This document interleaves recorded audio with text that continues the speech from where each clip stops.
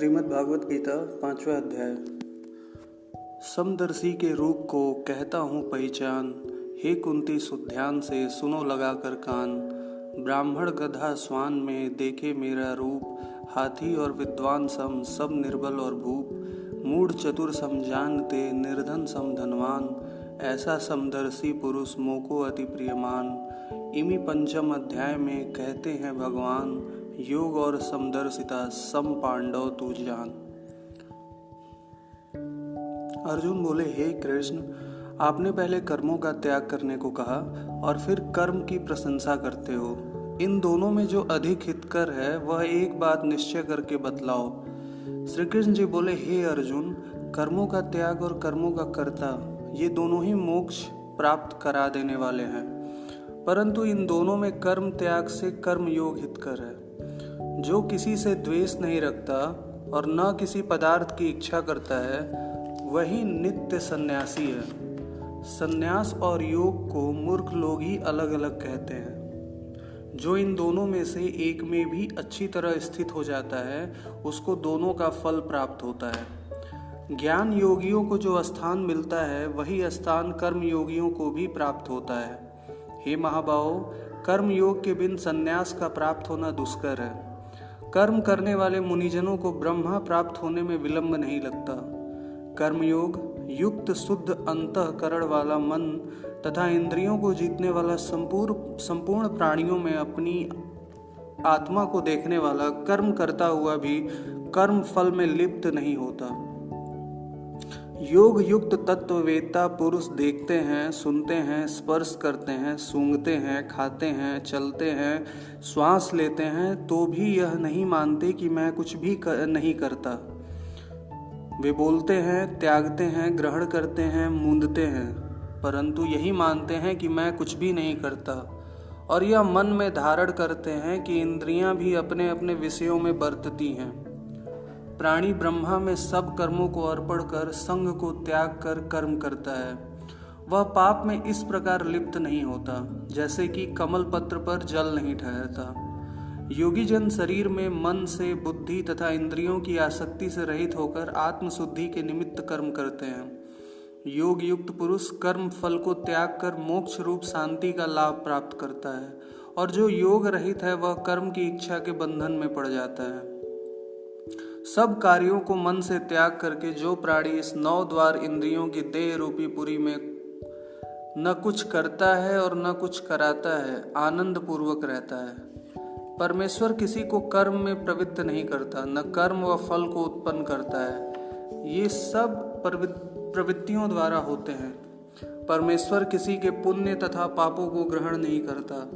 ज्ञान जो अज्ञान से आच्छादित है उसे जीव मोह को प्राप्त होते हैं, परंतु आत्मज्ञान के द्वारा जिसका अज्ञान नष्ट हो गया है उसका वह आत्मज्ञान परमेश्वर के रूप को ऐसा प्रभावित करता है जिस प्रकार सूर्य संपूर्ण संसार को प्रकाशित कर देता है। उसी परमात्मा में जिन मनुष्यों की बुद्धि स्थिर है और उसी में मन को लगाए रहते हैं, उसी में निष्ठा रखते हैं और सदा उसी के चिंतन में लगे रहते हैं, ज्ञान द्वारा जिनके सब पाप नष्ट हो गए हैं, वे इस संसार में पुनः जन्म नहीं लेते, क्योंकि ब्रह्मा निर्दोष और सर्वत्र समान है, इसलिए वे ब्रह्मा को प्राप्त हो जाते हैं। जो प्रिय पदार्थ को पाकर प्रसन्न और अप्रिय को पाकर खिन्न नहीं होते हैं, ऐसी स्थिर बुद्धि वाले मोह रहित ब्रह्मवेत्ता को ब्रह्म में स्थिर जानो। जो बाहरी पदार्थों में चित्त को आसक्त नहीं होने देता वही आत्मसुख का अनुभव करता है। इंद्रियों के स्पर्श से जो भोग किए जाते हैं वे वस्तुतः दुखदायी होते हैं। उनका आदि भी है और अंत भी है। हे कौन्तेय, ज्ञानी लोग ऐसे भोगों में रत नहीं होते। शरीर छूटने के पहले जो मनुष्य काम और क्रोध के वेग को सहन करने में समर्थ होता है वह योगी और सच्चा सुखी है। जो योगी आत्म सुख से सुखी, अंतरात्मा के आनंद से आनंदित और अंतर ज्योति से ही प्रकाशित है, वह ब्रह्मा रूप होकर ब्रह्मा निर्वाण को प्राप्त होता है। काम तथा क्रोध जिनमें नहीं है, मन के वेग को जिसने रोक लिया है, ऐसे आत्मज्ञानी योगियों को ब्रह्मा निर्वाण सहज ही प्राप्त हो जाता है। बाहरी पदार्थों के संयोग से अलग अलग रहकर दोनों भवों के बीच में दृष्टि लगाकर नासिका के भीतर चलने वाली प्राण वायु तथा अपान वायु को सम करके, इंद्रियां, मन और बुद्धि को वश में करके, इच्छा, भय तथा क्रोध को त्याग कर मोक्ष की इच्छा करने वाले योगी जन जीवन मुक्त हैं। जो मुझको सब यज्ञों और तपों को भोक्ता, संपूर्ण लोकों का स्वामी और सब प्राणियों को मित्र जानते हैं, उन्हीं को शांति प्राप्त होती है। 5वें अध्याय का महात्म्य। श्री भगवान जी बोले, हे लक्ष्मी, अब 5वें अध्याय का महात्म्य सुनो।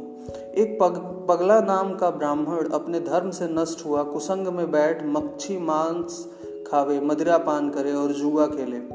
जब उस ब्राह्मण को जाति से निकाल दिया तो वह किसी दूसरे नगर में चला गया और दैव योग से पिंगल राजा के यहाँ नौकर हो गया। राजा से और लोगों की चुगलियाँ किया करे। जब वो बहुत दिन बीते तो वह धनवान हो गया और उसने अपना विवाह कर लिया, परंतु स्त्री व्यभिचारिणी आ गई। वह स्त्री को नित्य मारे। एक दिन उस स्त्री को बहुत मार पड़ी। तब उस स्त्री ने दुखी होकर अपने पति को विष दे दिया, जिससे वह मर गया। फिर ब्राह्मण ने तोते का जन्म पाया। कुछ काल बीते वह स्त्री भी मर गई और उसने तोती का जन्म पाया। तब वह फिर उस तोते की स्त्री हुई।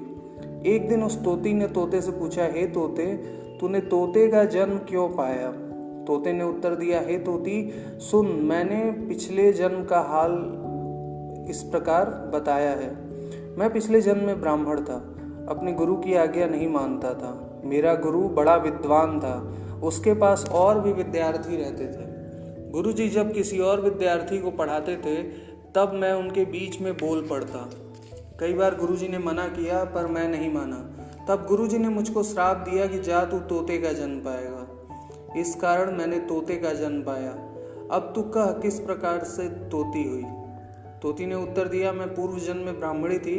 जब ब्याही आई तब मैंने पति की आज्ञा नहीं मानी थी। जब पति ने मुझे मारा तब मैंने एक दिन पति को विष दे दिया और वह मर गया।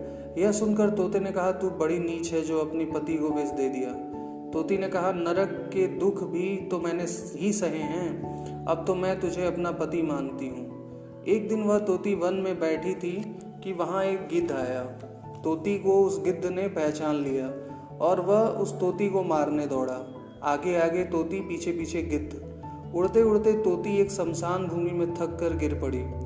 वहाँ एक साधु का दाह हुआ था। साधु की खोपड़ी वर्षा के जल से भरी हुई पड़ी थी।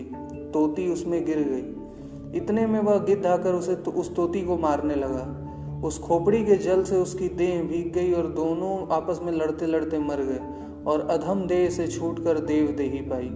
विमान आए जिन पर बैठकर दोनों बैकुंठ को गए। वह खोपड़ी उस साधु की थी जो गीता जी के 5वें अध्याय का पाठ किया करता था। श्रीमन्नारायण नारायण हरे हरे, श्रीमन्नारायण नारायण हरे हरे। तेरी लीला सबसे न्यारी न्यारी, हरे हरे। भज मन